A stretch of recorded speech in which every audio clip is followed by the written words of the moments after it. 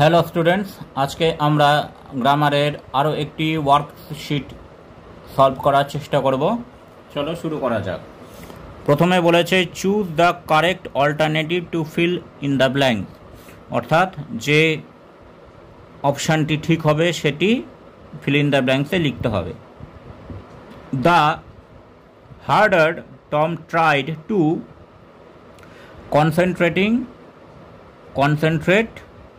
Concentrated, তাহলে the harder Tom tried to আছে, to এর পর আমরা জানি ফার্স্ট ফর্ম হয়, তাহলে concentrate.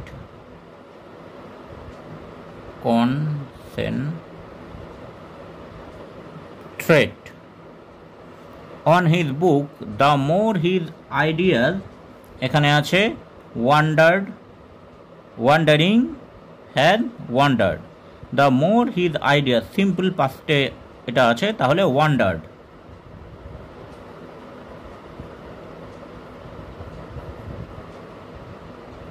So at last with a sigh and young he gave it up. এইবার এখানে বলেছে fill in the blank with articles and preposition. Article preposition দিয়ে এটা ফিল আপ করতে হবে। Dash world can only be grabbed by action, তাহলে এখানে হবে দি world can only be grasped by action, not by contemplation. The hand is cutting edge dash the mind, মনের অর্থাৎ of the mind. এবার do as directed এ প্রথমে বলেছে someone wrote this letter in 19th century. Someone wrote this letter in 19th century, এটা voice change করতে হবে। এটা this letter, এটা হচ্ছে অবজেক্ট, তাহলে এটা প্রথমে আসবে দিস লেটার। সিম্পল পাস্টে আছে, তাহলে ওয়াজ রিটেন হবে। Third form written in the 19th century। আমরা বাই সামওয়ানটা লিখতে পারি, নাও লিখতে। This letter was written in the 19th century। 2 number an elephant is an animal, it lives in hot countries। এটা বলেছে join with relative clause, অর্থাৎ relative clause দিয়ে এটা join করতে হবে। তাহলে আমরা লিখতে পারি an elephant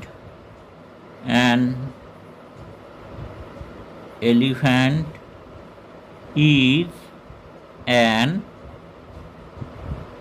animal. An elephant is an animal. এবার ইটের জায়গায় আমরা বসাতে পারি which lives in hot countries। এইবার 3 নম্বরে বলেছে obey me or you will be beaten, আমাকে মান্য করো না হলে তুমি মার খাবে। এটাকে মেক ইট কমপ্লেক্স সেন্টেন্সে পরিণত করতে হবে। কম্পাউন্ড সেন্টেন্স আছে, কমপ্লেক্স সেন্টেন্সে পরিণত করতে হবে। তাহলে আমরা এখানে একটা শর্ত আছে, তাহলে আমরা ইফ দিয়ে এটাকে করতে পারি। If you do not obey me, তাহলে you will be beaten. If you do not obey me, you will be beaten. তারপরে বলেছে though he is wealthy, he is a miser. Make it compound, এটা কমপ্লেক্সে আছে, complex থেকে কম্পাউন্ডে করতে হবে, compound সেন্টেন্সে পরিণত করতে হবে। এটা আমরা এভাবে করতে পারি। এখানে একটা বিপরীত অর্থ প্রকাশ করছে। হি is wealthy but he is a miser. সে ধনী কিন্তু সে কৃপণ। এবার why do we cry over spilled milk? Interrogative সেন্টেন্সে আছে, এটাকে স্টেটমেন্ট অর্থাৎ অ্যাসার্টিভ বা বর্ণনামূলক বাক্য পরিণত করতে হবে। আমরা ফেলে দেওয়া দুধের জন্য কান্না করি কেন? তাহলে ফেলে দেওয়া দুধের জন্য কান্না করে কোনো লাভ নেই, তাহলে it is useless to cry over spelled milk. এটা অ্যাসার্টিভ সেন্টেন্সে বা স্টেটমেন্টে পরিণত হলো। তারপরে বলেছে blood is থিকার than water, blood জলের থেকে মোটা। তাহলে এটা হচ্ছে অ্যাসার্টিভ সেন্টেন্সে আছে, এটা ইন্টারোগেটিভ বা প্রশ্নবোধক বাক্যে পরিণত করতে হবে। তাহলে রক্ত কি জলের থেকে মোটা নয়? এইভাবে আমরা করতে পারি, is not blood thicker than water? প্রশ্ন। এইবার 7 নম্বরে বলেছে you must avoid junk food to stay healthy. তোমার জাঙ্ক ফুড অ্যাভয়েড করতে হবে হেলদি থাকার জন্য, হেলদি থাকতে। এটা সিম্পল সেন্টেন্সে আছে, এটাকে বলেছে মেক ইট কম্পাউন্ড, কম্পাউন্ড সেন্টেন্সে পরিণত করতে হবে। তাহলে কম্পাউন্ড সেন্টেন্সে পরিণত করতে হলে আমরা এভাবে করতে পারি, অ্যাভয়েড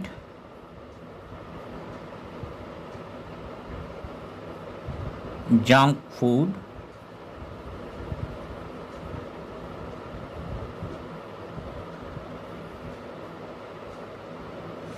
না হলে else you will not stay healthy, not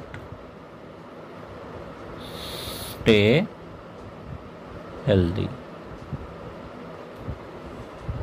junk food avoid করো, না হলে তুমি হেলদি বা সুস্থ থাকতে পারবে না। এইবার 8 নম্বরে রিতা ওয়াজ সরি অ্যান্ড অ্যাপোলজাইজড। এটা কম্পাউন্ড সেন্টেন্সে আছে, এটাকে সিম্পল সেন্টেন্সে পরিণত করতে হবে। তাহলে আমরা